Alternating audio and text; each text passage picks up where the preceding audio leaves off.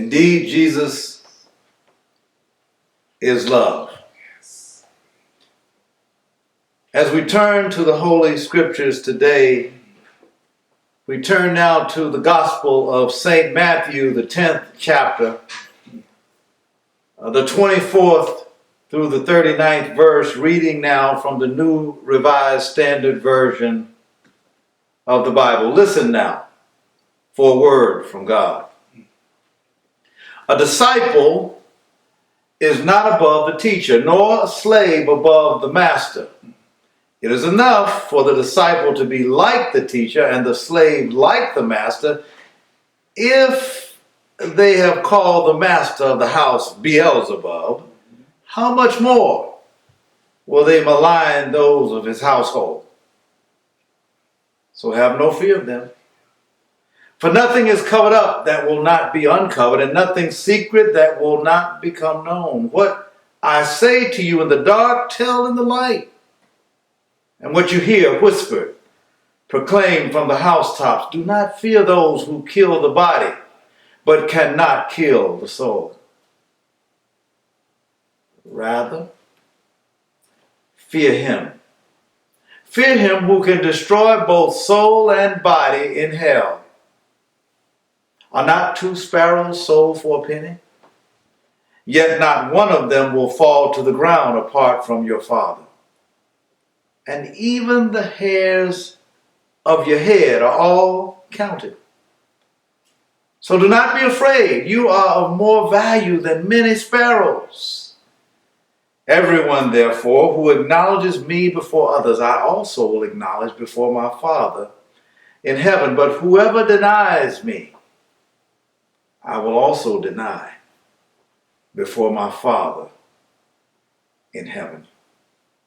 Do not think that I have come to bring peace to the earth. I have not come to bring peace, but a sword.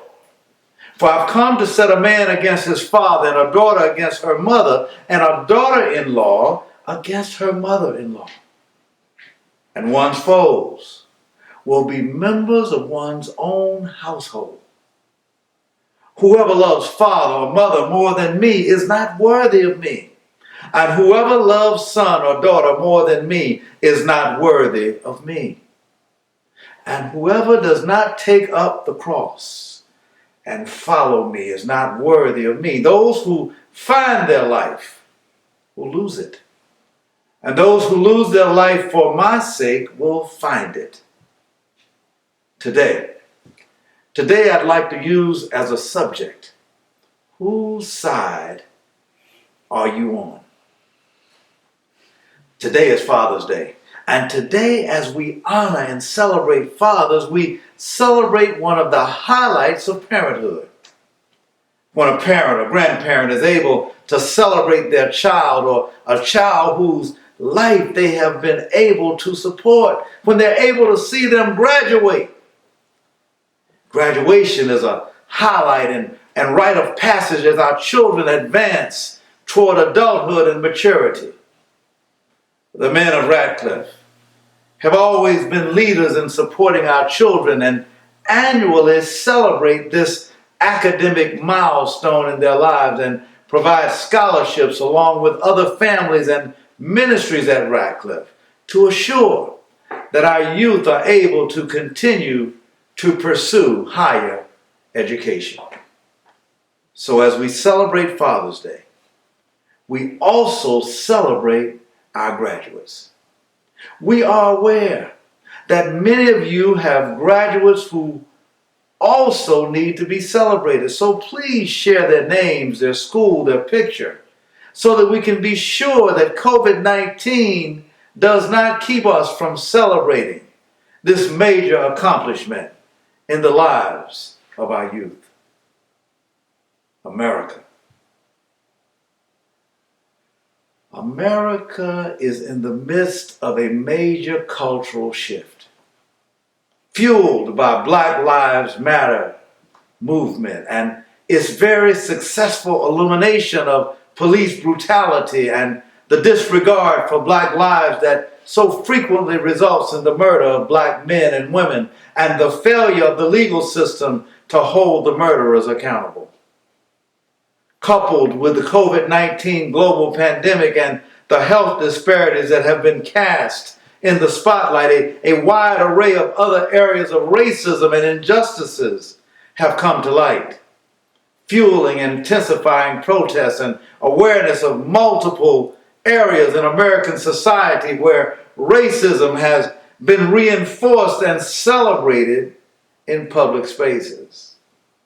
Statues, names, images, movies, and other symbols of the nation's indifference to its history of racism and the pain and disparities it continues to cause. These are well documented and are being called into question. I noticed as I went in my pantry that there were symbols that this week have been brought into question. I noticed my syrup from Aunt Jemima, and they had updated the picture. I noticed my butter from Land O'Lakes, and they had removed the Native American. I read about Eskimo pies and all kinds of other things that because we don't know each other, we continue to practice the racialization of each other without knowing what we're doing. But now, it's decision-making time in America. Americans have to make a decision about who we really are and whether or not we are willing to make the changes necessary to live up to our creeds and proclamations. Can we really claim to be the land of the free and the home of the brave? Do we really believe all men and women are created equal and have certain inalienable rights? Does life, liberty, and the pursuit of happiness really apply to everyone? It's difficult at times like these to sort it all out, to understand who is with you and who is against you. The diversity of the Black Lives Matter movement can at once be encouraging and also misleading. The popularity of the movement and the images in neighborhoods and communities, yard signs with major corporations now prominently displaying their support, tends to raise some serious questions, given that the policies and positions that have served to maintain the status quo are still in place. Even as the corporate powers and their children continue to protest, but then they return home to the comfort of their homes and store their Black Lives Matter signs until the next protest. Actually, with the exception of the infiltration of some violent, destructive fringe elements designed to discredit the movement and opportunists seeking to loot, rob, and destroy, the movement that was born 7 years ago in the summer of 2013 in the wake of the acquittal of George Zimmerman for the murder of Trayvon Martin is now in danger of becoming sterilized and diluted as the righteous anger and demand for justice is being supplanted by a festive atmosphere that at times seems to lack clarity of purpose and direction. The commercialization of Black Lives Matter images and slogans threatens to dilute the determination of a new generation to dismantle racism and its beneficiary, white supremacy. The allies of this movement must be willing to give up their privilege in the pursuit of justice, and not as an act of altruism, but as a decision rooted in who we are as human beings, and the recognition as believers that eternity and our own relationship with God is impacted by the way we treat one another. Those who find their life will lose it. And those who lose their life for my sake will find it. Unlike the white liberals and preachers who Dr. King called out for their complicity in perpetuating racism and its impact on black Americans through their silence and what he called polite racism. This current environment demands a decision. Whose side are you on? You see, choosing sides is difficult. Many of us would prefer not to have to choose. We would rather have peace with everybody. Can't we all just get along? But Jesus warns, do not think that I have come to bring peace to the earth. I have not come to bring peace, but a sword. For I have come to set a man against his father, and a daughter against her mother, and a daughter-in-law against her mother-in-law, and one's foes will be members of one's own household. The heightened intensity of the polarization of America forces the issues to the forefront. As my people would say in New Orleans, where is the neutral ground? In this text, Jesus says there is no neutral ground. Jesus says, for I have come to set a man against his father, and a daughter against her mother, and a daughter-in-law against her mother-in-law, and one's foes will be the members of your own household. Jesus demands that we make a choice. And the choice we make is not based on friends and family. It's not a choice based on religious affiliation or tradition. It's a choice rooted in our love for God. Because whoever loves father or mother more than me is not worthy of me. And Jesus says, and whoever loves son or daughter more than me is not worthy of me. And whoever does not take up the cross and follow me is not worthy of me. There's no riding the fence.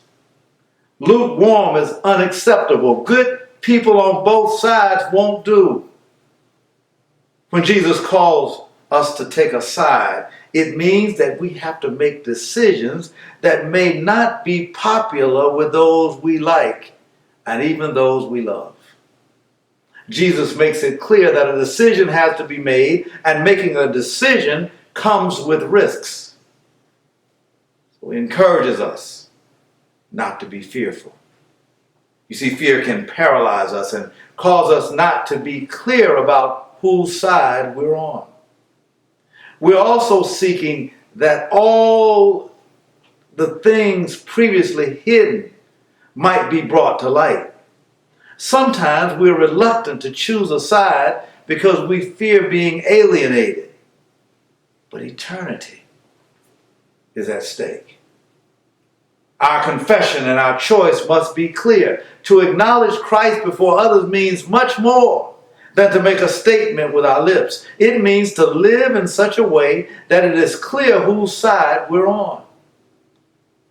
It is one thing to say Jesus Christ is Lord, and quite another to surrender to him and obey his will.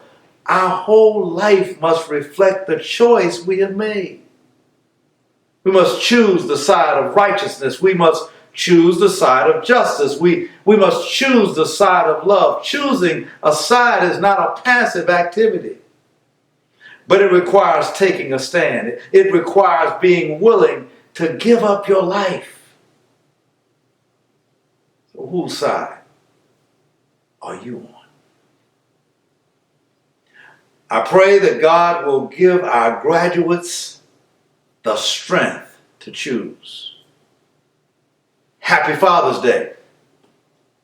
The doors of the church are open. Whose side are you on?